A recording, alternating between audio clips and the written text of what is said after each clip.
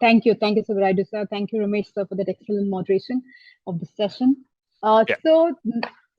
Today we have with us Harpreet Singh Bhatia, CEO and a co-founder with iBentos.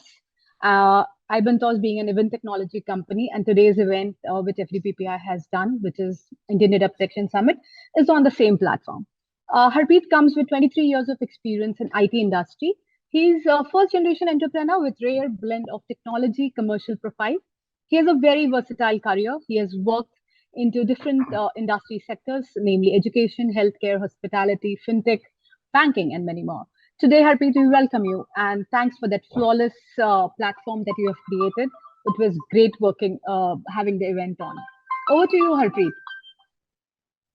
Thank you, Sangyogita, for introducing me in such a nice manner. Uh, and today's session is very close to my heart, being a developer of emerging technology platform.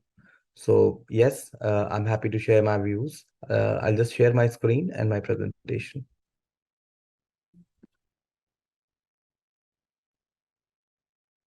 I hope my screen is visible. Yes, yes. Oh, great. So thank you, FTPPI, for inviting me to speak on the topic. So it's a changed world. I mean, if I talk about in this last 2 years, which has been very fast in terms of development in technology, digital, everything. If you see my screen, you will see, like, from personal meetings, so we moved to Zoom, and now we are moving towards emerging technologies like, metaverse and immersive worlds. In fact, if I quickly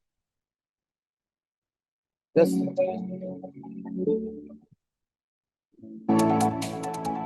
in fact, this is our virtual office. We operate virtually. You can see how our employees interact, talk to each other. So in fact, today's session has opened a lot of think tank caps for us as well. So you can see how people are, using their avatars to, move inside, attending workshops, stuff like that. So just to give you an idea how the world is moving towards from personal meetings to Zoom meetings to Teams, and then finally moving toward the metaverse. So I would say it's an exciting time for 3D world, metaverse, Web 3.0. You can see Horizon Meta is spending so many billions. We have a great metaverse for kids called Roblox, uh, with so many millions of users who are active concurrently. Then we have Sandbox. Uh, it's a creator and consumers world primarily, right? Developers are developing like in a lightning speed. Gamers are there, then end users are there. So it's like huge race and rush which is happening. So much excitement. Then what is the challenge, right? So if you see from my previous slide, it's all excitement. So what is the challenge? Where are the things like which are very critical? So I would like to talk about today, I mean, how the data is being collected in these immersive or emerging technologies. I'll talk about interoperability. I'll talk about impersonation. I'll talk about the need of the viable privacy policy. So if you see this screen, this shows a guy who is playing a game using a VR headset. So as a user, generally, when we are playing a game, we don't get into the details like how my data is being utilized or how my data can be used, right? So I would like to tell here, like, it's now beyond your email ID or mobile numbers, right? So now if I talk about, these immersive technologies can monitor your, eyeballs, point of gaze, facial expressions, your eye movement, gestures, heartbeat.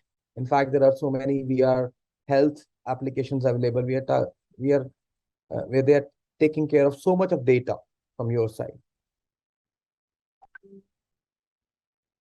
Interoperability, right? Digital assets are being shared right now among multiple platforms. right? So many platforms are being developed which would be talking to each other. So there would be data exchange for sure, right? So where is the security? There would be use a lot of APIs to transfer one person, one avatar to different avatar, moving from one location to another location. So metaverse is not a single platform, right? Users are allowed to move their avatars and digital assets across multiple platforms. So data is collected by one entity in metaverse should be able to move across platforms and operators. So there is a challenge here. Who's gonna safeguard that data? Again, one more major challenge which I would like to talk about is like impersonation. So spoofing user identity and taking on a 3D avatar, right? If the platform is not having right, I would say right injections while it was getting created, it can actually uh, take to a situation where people can actually spoof other people. The challenge is like whether the person on the other side is genuine or not. That will always persist. Need of a viable privacy policy. It should be in a form where it can be understandable, right? A lot of time they will put such a content which people will not be able to understand. It should be done in a way that it should be understandable fashion with data is collected and for how long. And also it should be given in the hands of users, whether they want to keep the data, till how long they want to keep the data, when they want to delete it. Yeah. So the primary stakeholders, the business and platform owners, like the companies, bigger companies, smaller companies, then developers, end users, and policymakers. So businesses and platform like big platforms, they should come forward and educate the users, right? If I talk about the recent development from Meta, they were getting a lot of complaints that users are being I would say groped in the metaverse horizon world. So they implemented a 4-foot safety bubble around avatar. That's a recent development. In fact, Facebook also even turned off their facial recognition system. They implemented transfer your info from a TIY tool that complies with GDPR, allows users to remove their data from Facebook. Even brands like us, Eventos, like we are implementing a lot of tools which are gonna help to improve the security. A recent development I would talk about is like around MetaGuard. It's a tool, it's a plugin which can be utilized by developers who are building the metaverse or emerging technologies using Unity. So once you implement it, it's very easy for an end user to manage the data which is being shared on that VR device or that 3D immersive platform, right? They can easily, it's an open source plugin which can be implemented by any of the developers in a very easy manner. In fact, we have started using in our platform itself. I would also like to talk about Roblox. If you will see the Roblox policy, privacy policy, or the content they have created, so that this is in a very simple language, and which is really understandable by the parents especially. They have also introduced a lot of parental controls. So, so I think the end users and policy makers, the responsibility lies there as well. Users should take privacy as serious as they're taking care of their banking transaction now. Now people are aware about OTPs and all. They again have to be very sincere about here their privacy policies. Also, one thing which is very important, like developers are running very fast, very fast. There are like huge funding, who VCs are funding a lot, right? The policy makers need to match with the speed of the creators and developers.